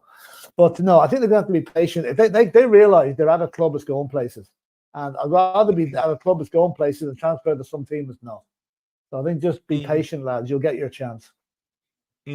Jack, did you agree with that? Do you think they should be patient, hang in there, or if you were in their shoes, would you sort of be banging on the door and say, "Look, I'm ready. I want to go out there and play first team football. Get me out on loan." I think they're allowed to probably do that in certain cases. Like it feels like I said this earlier. These are the games where usually you do rotate for a few reasons, because maybe certain players do need a rest, but also even if they don't need a rest, there are a lot of players that haven't really played all that much football and kind of look at games like this as an opportunity to do that, to feel like they're part of the project, that they're part of this sort of season, that they can contribute in some sort of manner instead of just seeing the same guys rolled in week in, week out. I feel like maybe a Donnelly and sort of a Dorrington could be, if they didn't get any sort of minutes tonight, I think they could be probably a little bit hard done by. They probably could be rightfully a bit upset by that. But perhaps it's a bit much to ask them to start. Again, if I'm going to reference the fact that there is such a huge difference between this game and the Man United game, so many days in between to recover and bring players back to sort of full fitness. So I'd like to see Donnelly and Dorrington, or at least somebody, be given enough minutes tonight that it feels like, it's not just some sort of I don't know, cameo type of, just throw them in the last 5 minutes sort of type of thing. It'd be nice to see them get more than 25 to 30 minutes in this match, but then that's sort of dependent on Spurs playing well and getting enough distance between ourselves and Burnley to feel like, the game is probably already won. I don't know, Dave. I feel like I would be shocked if Ange did pretty much play his strongest 11. But I also feel like maybe more and more it's going to be perhaps a game where the youth are going to maybe be sort of trickled in instead of maybe just thrown in all at once. Sometimes, as much as I believe in our academy players, managers like Jurgen Klopp, at times have sort of been guilty of maybe just throwing in too many youngsters in at the same time. And then they do end up, losing or not looking nearly as good enough to put, to win teams. Like I think recently, right, they played Saint Joie or whatever it was, right, and they got pretty much rolled over actually when they played all of those academy kids in that sort of game. So this is sort of maybe a similar type of fixture where there is actually a lot on the line. A team like Burnley probably will actually try to put in sort of their best performance because they haven't had a great season. They might want to have some sort of solace taken from this season if they are to go down. I do think they're probably one of the worst teams in the Premier League this season, if not the worst. So would kind of maybe think that they will try to put in a decent effort tonight. And that means then if you are going to play some of your academy players, you probably want them to be surrounded by quality. I actually agree with Jason Bell's comment from earlier that if you were to play, let's say, a Phillips and a Dorrington at the same time, you'd then hope that you would have Udogie, Porro, Bentancur around them because they would thrive after having good quality around them. But if they had Davies, Emerson playing at left back, and maybe a Skip and players like that around them, maybe it is something that's a little too soon, or you might be throwing them into a dumpster fire of a situation. It's a tough one, Dave, for me, to be honest. I feel like I'd be disappointed if Donnelly specifically didn't get more than 30 minutes. Do I expect him to start tonight? Maybe not. Can I just make one quick point? Yeah. Just one quick point, Dave. I think what we're probably forgetting here is if you look at the results the Spurs under 21s are having at the moment, which would include all those aforesaid players, they're top of the league by 4 points with a game in hand of Premier League 2. So they have something to play for in their own league, if you like, without even getting involved in the first team. So there should be enough there to keep them interested to the end of the season and also keep them in Ange's viewpoint. If they're playing well in Premier League 2, they're going to be on the bench for the Premiership in certain games. So I think there's a lot going on in the club other than the first team, if you know where I'm coming from. Yeah, no, look, I fully understand what you're saying. Look, just quickly, then we'll get myself and Hennessy in on this. Clean Planet UK Also wants to shout out, said they started their own channel. So please have a look at that. We need to win a cup to shut down the haters. Absolutely. Win a cup. That'll keep everyone quieting down for quite some time. Put a bit of respect on our name. Absolutely agree with that. And it'd be nice to see some armpit hairs for once instead of seeing frowns, so it'd be nice. But just if we do get there, we can't be affording to sack managers and putting in Money Mason back in charge is what I would say to that. And then Al Ben says, Dave, you don't know what if these kids are getting destroyed in pickup games in training. The manager would never feel comfortable playing them. Look, from what I'm hearing, they're not getting destroyed in training. Again, everyone comes to me with hearsay, speculation stuff. Go and listen to what Ange Postecoglou has said about Dorrington and Phillips. He said they're both ready, and if the opportunity arises, he will give them their opportunity. He said they're both ready. They're his own words from his own lips. So everything else that people say to me saying they're not ready, you're making it up. It's speculation. Ange Postecoglou's own words have said they're ready. I think also the viewpoint of academy players at this football club is completely wrong as well. I think we look at it as it weakens our squad. Well, I'm sorry. Can some of these academy players really do any more damage than some of the guys that in years gone by you said you've wanted to play over them with some of the performances they've put in there? So I think that's an arrogant viewpoint as well. I think when you look at some of these academy kids, you should look at them coming in and strengthening your squad. You've got 2 centre-backs there and 2 full-backs are being played ahead of them. We've seen what's happened to some of our other academy products. Next Level English put some of them in. But some of the other ones like Madueke, Edwards, who came back to destroy us in the Champions League group stage, were never given their opportunity, and other players were drafted in to play out a position ahead of them. All that does is demoralize the youngster, completely shut his confidence. People say putting him out there playing him will destroy his confidence. No, it doesn't.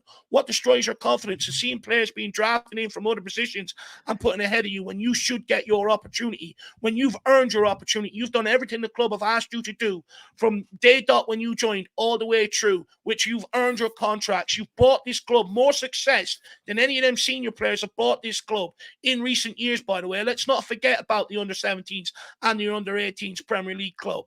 And like Hennessy already alluded to, the club have made a big, massive shift to tie these guys down to long-term contracts to keep them here. So clearly the plan is to get them involved. It's just when. When do we do it? When does a manager have a set of cojones on him to say, do you know what? You guys are fucking up. You are bringing down the standard of the play lately. I'm going to bring in one of these youngsters. I'm sorry, but no one's telling me some of these guys can harm this club more than what some of the guys that you guys out there personally backed and have since been sold. So don't give me any of that nonsense. And Ben, I'm not having a go at you, but I'm receiving a lot of blowback for talking about it. However, I'm sorry, I'm not having it that these guys are going to ruin the club more than what some, international players, experienced players. I'm sorry, but some of these guys, where have they got us in previous cup competitions? Knocked out. And here we are sitting there calling for some of these guys to start again. And the same thing could happen. The last 10 games, we've lost 5, won 5. So we go in tonight with a 50-50. Well, I'm sorry, if we're going in with a 50-50, I'd rather take my chance with the kids at centre-back if that's what has to be done tonight. And that's my standpoint on it. Now, hopefully, people understand where I'm coming from. Have I made myself clear, everyone?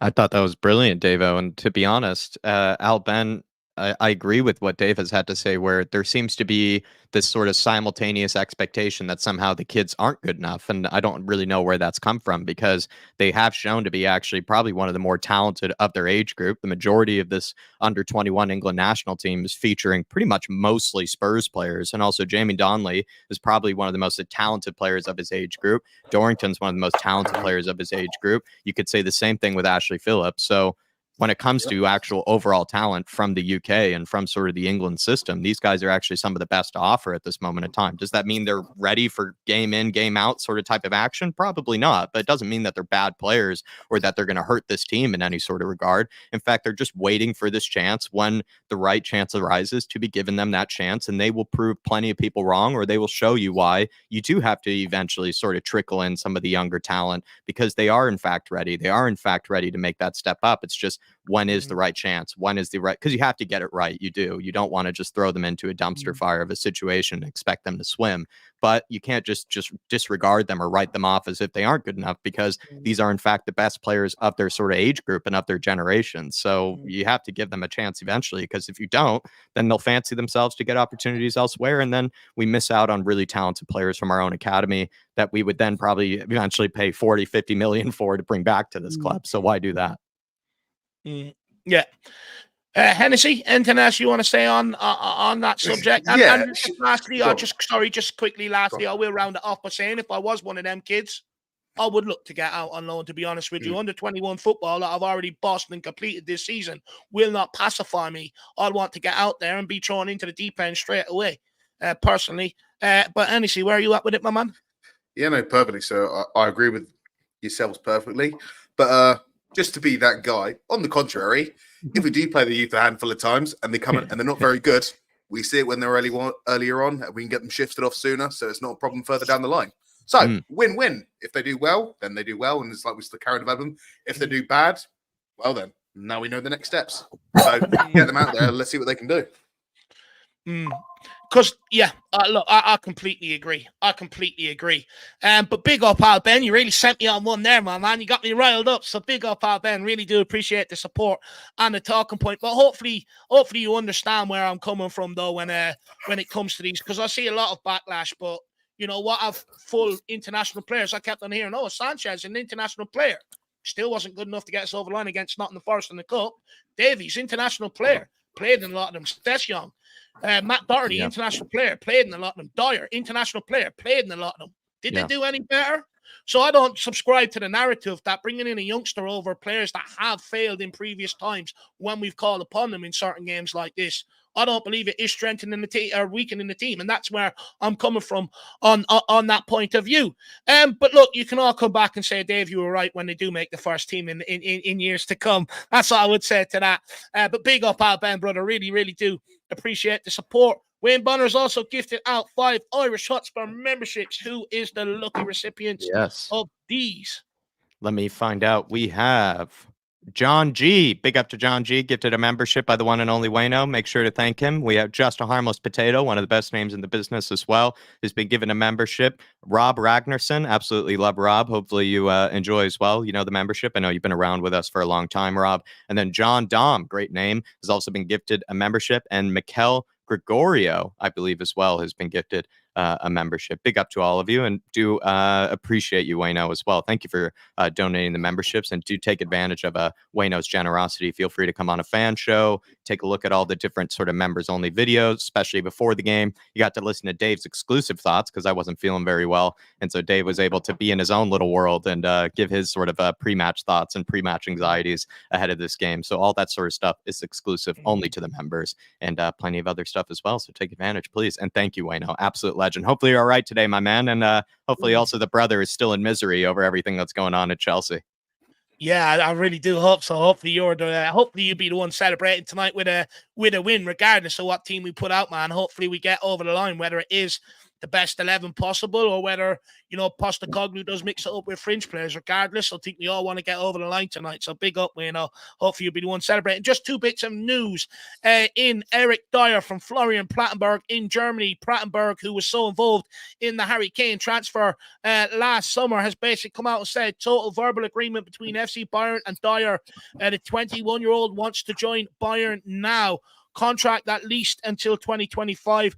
Transfer fee less than 5 million, which is no surprise considering he's 6 months on his contract and he could sign for a free if he waits 6 months anyway. So that looks like Eric Dyer is out of the club and probably will not start tonight, which is absolutely great news. And then also understand Tottenham, and this is from Fabrizio Romano 4 minutes ago, have made new contact with Genoa for Radu Dragusin, aka Count Dracula. Negotiations still ongoing and expected to continue over the weekend. Personal terms remain agreed with Spurs. Genoa insist on 30 million guaranteed fee. Formal official bid expected soon. So everything is more or less agreed with the player. We just have to negotiate the price with the club. So not really much change on that, to be honest with you. Only that we do hope we get that offer in soon. But Dyer gone. I am going to hide my smile. But yeah, he's gone. Thank God. I've been waiting a long time for this. I think the club will definitely see the benefits of him finally moving on. You know, he had his chance at centre midfield, wasn't good enough. Had his chance at centre back and made a laughing stock of the position, quite frankly. I don't want to hear anyone going, oh, he's a stalwart, he's a great servant. I'm sorry. He's had opportunities to leave in the summer. He chose to drag it out. If he loved the club, he would have freed up that centre-back spot so we could have done something else in the summer, and he would have left. So on this one, I am delighted that Moonhead is gone. He's been a lot of cause of all my illness, all my problems over the last few years with my heart rate and blood pressure and stuff like that. And good riddance to the guy. Thank God he's gone. Out with the weak players. Let's start focusing on the future. It's finally starting to happen a little. Bringing in Dragusin. And I'm going to make this point when I do the welcome to Tottenham video, or welcome to Tottenham Count Dracula video. You know, our centre-back position for the next 10 years is more or less done and dusted. And once you bring in him, you got Romero 25, Van der Ven 22, then you bring in Dragusin 21. You've got Phillips and Dorrington at 18, and you also have coming in, and he'll arrive here in 2025 and he'll be 18. So for the next 10 years, you'd like to think that sort of position we wouldn't really actually need to spend money on, and then we can sort of focus on bringing the left back, that whole back line, you're sort of recovered right away across, in my opinion. But yeah, John Stokes says, understand Tottenham have made new contact with Genoa for Radu Dragusin. Genoa insist on 30 million guaranteed fee. Former official bid expected soon. We'll go around, let everyone have their say on this. Yeah, John, I've had my say on Dyer. I think Dragusin.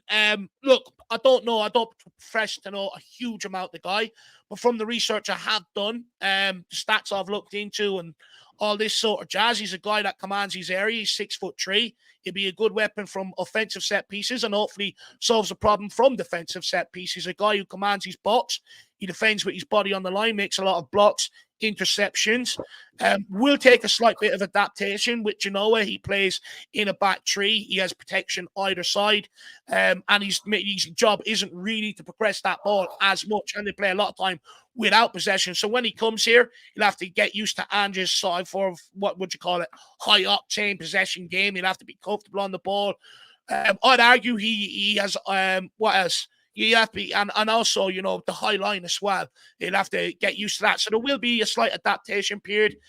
He'll have to be able to progress the ball as good as Romero and Van der Ven if he hopes to displace one of them. So, you know, there will be a small adaptation period. However, one thing I'm going to highlight is when you look at Doji, Kulusevski, Bentancur, two attributes they've both had, or they've all had, all three of them have had that have helped them make that adjustment to the Premier League from Serie A, is their strength and their power and, you know, their technical ability.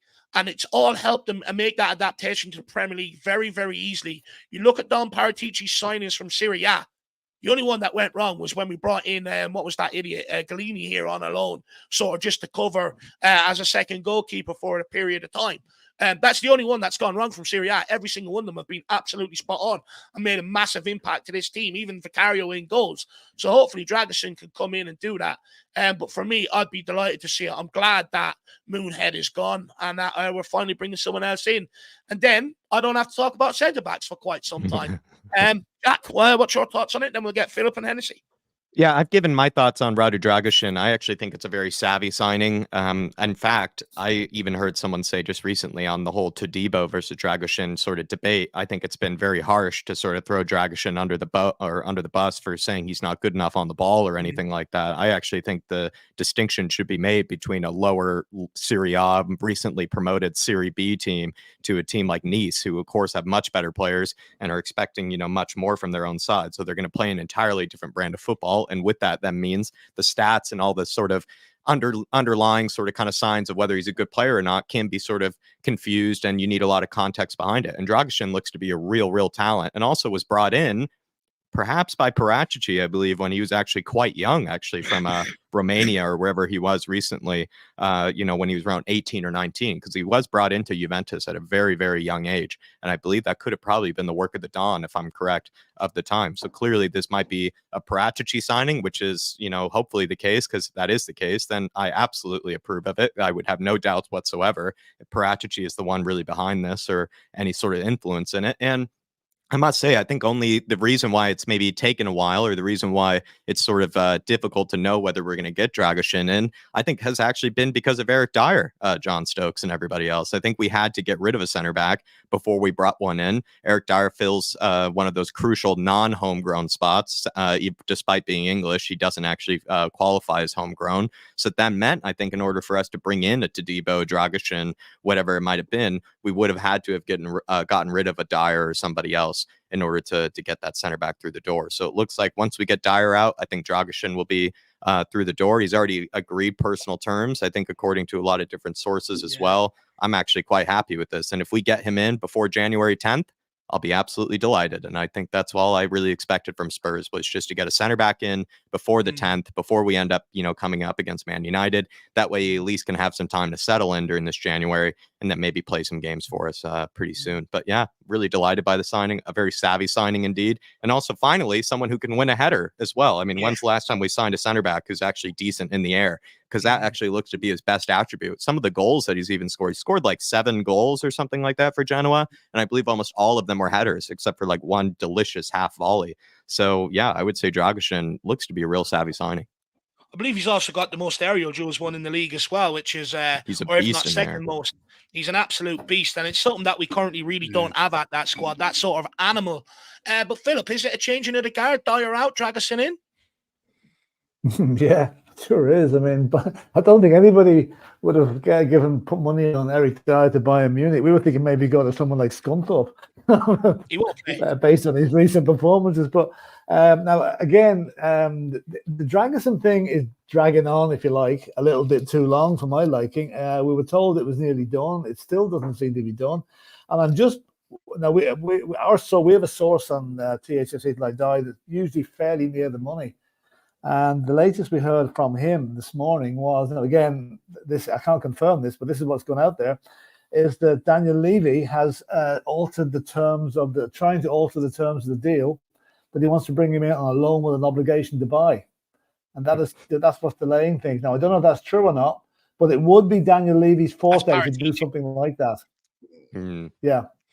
So Daniel Levy's now moved in on the deal. We love a January loan. When they all come in, Daniel Levy will step back from controlling the sporting aspect of the club. What will No. just Again, we don't know if that's true or not, but that's what's going around, Yeah. Look, just on that quickly, I'm going to play devil's advocate here. As much as I'd love to moan at Daniel Levy, on this one, is that directive more coming from Paratici? Because we have seen a lot of them deals structured since he's come to the club. Pedro Porro, Romero, Kulusevski, people like that. And we know he's still working at the club as an advisor. Radu is one guy, like Jack alluded to, he brought to Juventus along with Bentancur and Kulu, and has since brought them onto Tottenham. So is that directive with the deal more coming from Paratici because he feels there's also other players in the market that he can get in here, so they're trying to save cash? Maybe. Listen, as long as we get them in, I don't particularly care how they do it, but we just don't want to wait until the 29th or 30th of January to be still signing a centre back. Now Eric Dyer is gone. That should be one big obstacle out of the way to bringing him in. So let's hope it happens. Radu Dragusin also will be I think he also will be. When's the last time we had a guy with a man bun? Gareth Bale maybe was the last player we had with a man bun. So that's the only downfall for me. That has to go. He's coming in with a man bun and orange boots, mate. You know he's going to be quality. And small shin pads. I mean, he's going to be a baller. He's going to be awesome. He's going to be a baller. Well, he better be. We need man buns in the team. We need at least one.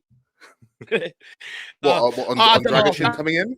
Or on the loan option to buy thing? On Dragusin in. Just get him in. Well, get him in. Get him in. I don't care if it's a loan with obligation. Yeah. Send him down to the barbers on his first day and tell him to sort himself out. Get him in. Doesn't matter how he gets in, as long as there's some way of getting him permanently. Let's get him in. Just get him. Just get him. Spot on. But would Dragusin be a guy that you'd have a bit of faith in, a bit of confidence coming in here, though, Hennessy? Yeah, I mean, well, to be fair, I've been dealing with Davies and Royale as my centre back for the past couple of games, mate. I probably have a lot of faith getting people from the under 14s in, but yeah, go on. Look, you know, we need a centre back. This is the centre back we want. This is the centre back Ange wants. Whatever, go do what we need to do. Let's get this centre back in. Let's get this club moving forward. Old centre back's leaving.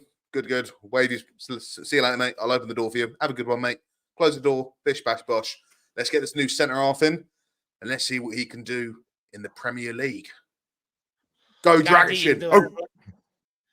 Guarantee you'll do a hell of a lot more than what Dyer did anyway. So, you know, we'll wait and see on that. But I'm definitely excited with that. And hopefully we celebrate double up tonight with a nice victory over Burnley. Wayne Bonner says, don't know about my brother as I've been too busy tormenting the Gooner fans at work. I have to say, I have sort of resorted that way lately on Twitter. I put out the odd post there. I think I'm quite funny, actually. I put out the odd post to sort of draw in the rage of the Arsenal fan base and then just sign out for the evening and let them rage out. It's absolutely a brilliant tactic. Works quite a lot, actually. You know, but, you know, it was all trust the process. As soon as Ange Postecoglou comes in 4 months down the line, all of a sudden they're calling for the manager out. That just goes to show how much of the Lord's work Ange Postecoglou is doing right now. But yeah, we definitely love a good tilt at the Gooners, that's for sure. But you should try it. Those, you know, if you're bored in the evenings or whatever, you know, put out a tweet there, draw on the rage of the Arsenal fan base, and then just sign out and let them vent and rage for the evening. And you're sitting there watching a movie, having the time of your life, and they're worried about their football club. It's absolutely great. Mind tactics there, Wayne Bonner. You should try it, my man. Or when Wayno gets bored of, you know, kind of, you know, giving the Gooners torment, just remember your brother, Wayno, and just send him over a text. You know, maybe something like, have Chelsea thought about maybe improving over the summer, or maybe investing, you know, in the right areas, or, you know, maybe have Chelsea consider trying to improve on the squad, or, you know, maybe Chelsea should have signed a striker, you know, any of these sort of, you know, kind of passive aggressive comments. Feel free to send them over to the brother. I'm sure he's waiting for them. I'm sure he is. He's probably surprised, Wayno, that you forgot about him. No, I'd say he's conveniently accepted, you know, that Wayno doesn't want to talk to him right now because, you know, he doesn't want to take the heat. But big up, Wayno, my man. Hopefully you are pumped for tonight's game. 8 o'clock, though, a bit past your bedtime, so I do hope you stay awake for the game, though, Wayno. Big yourself up, my man. Jacob James says, big game tonight. You going over to We're Tottenham TV. Jacob, my man, yeah, I'll be over there for 6:30, brother, kicking it off. Another discussion about the FA Cup. Yeah, I will be over there at 6:30, my man. Shift. Do not worry about that. And I'm Triple glad that shift. you followed me over here. So welcome. This is a bit of what I do on my channel, and hopefully you have enjoyed it, Jacob. Big yourself up, brother. Really appreciate the support. And then we also have Rick and Rio, member for 4 months. Dyer is doing Harry Kane's English imaginary friend. Look, he's probably been brought in just to appease Harry Kane, to be honest. Keep him happy, play a few rounds of golf. Yep. Look, Dyer, I think he's an absolute master of languages. That's why he's managed to stay around Tottenham for so long. He's been able to adapt to every language. So he's probably going to teach Harry Kane a bit of German while he's out there. But I'm surprised he wants to go out that far afield. I think with farm boy not miss his farm, you know, that's why he's took all the money out of Tottenham to be able to secure his farm's long-term future and stuff like that. Look, Bavaria has some lovely hops, Dave. Huh? Bavaria has some lovely hops. You know, it takes good pride in, you know, sort of the beer and everything that it grows over there. So maybe Dyer might get into the grain, or also as well, I believe Harry Kane is renting a gigantic house on like Sabenerstrasse or whatever it's called, you know, sort of like one of the Hollywood sort of boulevards of Munich. And I think it's a big house that Harry Kane is renting. And so maybe he just wants some buddies, you know, somebody to hang out with. Because also, in the garage. The wife and the kids, I believe, too, Dave, have not been able to see Harry Kane, you know, in Munich as much as maybe he would like. So just needs his golfing buddy back, Mr. Eric Dyer. But if this is what Bayern are going to do, they might as well invite you, Dave, as well, to head on over to Munich and set yourself up out there. No, I don't need to go anymore. Dyer's gone, so he's out there, so I won't go near there. Look, you know, I'd love to go, and even though I don't drink, I'd love to sort of experience Oktoberfest, where they put the beer into the big glasses and they dress up and all that sort of stuff. But now that he's there, I can't go, so won't be going anywhere near Munich. So no later hosing for Dave, especially assless ones. Now that Eric Dyer is out there, I'm quite content in North London now that he's gone. But big up Rick and Rio, my man. Really appreciate the support, brother. But look, guys, we will end off. We'll go around, get everyone's score predictions, where we can find them, sort of maybe a little G up of what they want to see tonight. And then we will end off. And myself and Jack will be back here at 7:30 for the famous watch-alongs that you guys are absolutely loving lately. Numbers are incredible. Banter is unreal. And I mean, it's even better when we win. So hopefully we get another win tonight and we double up on the crack. That'd be absolutely lovely. But look, we'll start with you, Philip, my man. What's your score prediction? What do you want to see tonight? And where can people find you? Because you are an absolute wealth of knowledge, my man. Thank you, David. 3-0 the Spurs. I'm going to be a bit conservative on that. 3-0. I think it'll be and give us the opportunity in the last 20 minutes to bring on the blood some of the younger players, but start with a strong team, please. Dermot and myself are doing a watch along tonight on THFC till I die, and then tomorrow we're doing a watch along for the Sunderland Newcastle game at 12:30, and also the Middlesbrough Villa game at 5:30, and then on Sunday the Arsenal Liverpool game. So we're very busy on watch alongs for the. It's great with doing watch alongs for other teams because you can take the piss out of them the whole game and not worry about the result. It's really, really good, you know. So that's where you find me. And hopefully Dermot gets back from the hospital because I don't want to be talking to myself all night. I'm sure he'd be back. He definitely won't miss an FA Cup. You know, Dermot, even if he was out at sea, he'd make something happen. He loves the FA Cup. But guys, please make sure you get over there and show these two boys the love that they deserve. Great contributors to this channel. But I'd also argue great personalities that bring plenty of smiles to people's faces out there. So make sure you get over and show them the love. Just quickly before we get on to Hennessy, going to bring you a bit of good and bad news. And I don't know whether you will need a glass of Hennessy after this or not. But Van de Ven is back in the squad, which is absolutely great to see. Nice. But also, so is Ghostin Young. Sessi Young is back. Will he play left back? Whoa! You know? Yes! Sessi Young's back. Come on! Why is Van de Ven back, man? Taking the mick. Come on, man. Yeah, he's back. Another hamstring on by halftime. Jesus. He's out there walking on the pitch. I was about to put in a comment saying, look, take him off. You know, we don't want him to pull his hamstring again. It wasn't into the ground. Nobody's probably recognised him. Who are you? yeah. Probably asking him, where's your ticket? Where's your ID? Where's your ID? Hennessy, what are you up to, my man? Have you anything going that you'd like to plug, and sort of what's your score prediction, and what do you want to see tonight? So for my score prediction, I would really like to see the teams come out first. However, unfortunately, I don't get that pleasure today. I'm going to go with either 3-1 Tottenham or 2-1 Tottenham, depending on which Tottenham turns up, and that's assuming we have a strong 11. You will often find me in most of the guys' streams. You will normally just find me in the comments just talking, if not here, or for like things like Sava, Sean, and a few others. I'm always around in the Spurs community. So if you ever see me in any of the YouTube chats, just say hello. You know, just another fellow. I'm happy to talk to anyone. Talk to anyone about my beloved club, or talk about anything football related. Yeah, looking forward to interacting with you guys. Appreciate your time. No, look, we appreciate your time, and everybody, you know, he's in the middle of completing his masters, which I think we'll all agree it's a big deal. So, you know, not everybody gets that level. I mean, I didn't even make it to, you know, what would it be to go on to do a degree or stuff like that? You know, I know I've done me mechanics and all that sort of stuff, but not to something to what Hennessy has done. So, everybody, please, you know, wish Hennessy the best of luck. Say my first exam's in 4 days, and I've got 2 more after that. Ooh. So, you know, I could do with some luck. I don't miss taking tests. That sounds, best of luck with you. I do not miss that whatsoever. Good luck with that. So please, everyone in the chat, please wish him the best of luck. He's a great supporter of every channel. He's always in the chats. So make sure you interact with him. Me personally, I think he's a very nice guy. I've only ever had great interactions with him. So you won't go too far wrong there in making friends with Hennessy. That's for sure. Jacko, last but not least, what's your score prediction tonight, my man? Ooh.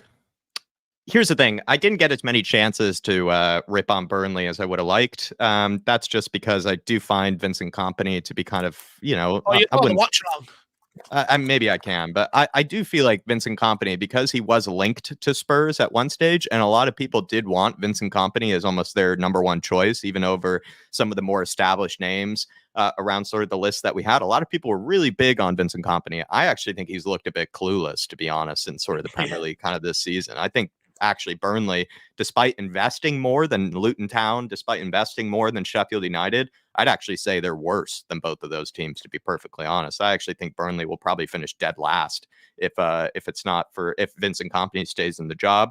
that does give me a slight worry, because now that I've already given them a little bit of shit here, and as well, I think also because they've had such a bad season that maybe they might look at the FA Cup as an opportunity to sort of like I said, salvage or, find some sort of solace in sort of this season. So I hope we give them a good humbling. But yeah, Dave, I'm going to go for a 4-1. I'm going to go for a 4-1. I don't want us to concede, but perhaps we do. I'm going to say 4-1. I'm going to say 4-1 or 4-0. I just feel like Burnley, if we go full strength against this team, we should make easy work of them. We made easy work of them last time we played against them in their own place. I feel like this time around, Friday night, FA Cup night, if the crowd is behind it, 4-0. Yeah, look, I'm feeling the optimism for sure. Look, what I will say is all the scorers that scored against them that day, Sonny hat-trick, Madison and Romero, remember that Ron bomb, absolute scorcher. None of them are playing tonight. So, who's going to step up tonight? I do hope it's the big Rich. I want to see a prove. In fact, I'll go ape shit tonight if it happens. I love the FA Cup. Look, whatever team Postecoglou puts out, whether it's fringe players or his best 11, which best 11 is sort of full of fringe players anyway at this moment in time. I'm getting behind the team. I expect a big win. I expect us to do the job. I am wary of years gone by. It hasn't been as easy as that. However, I do agree with Jack. I don't think it's a Burnley team blessed with great confidence. I question how much they're really sort of going to put into it. I think Vincent Kompany sort of said, it's good that we get a big team earlier on rather than, go through a couple of rounds, waste some energy and get knocked out later on. So hopefully they're not targeting it too great, and hopefully we can get the big win tonight. And look, I have wore a bit of history today, the 125-year Spurs jersey. It looks amazing on me. I know you don't need to shower me with compliments. I already know that. But if you want to, that would be nice. But look, and I feel like we're going to create some history tonight. A nice big win.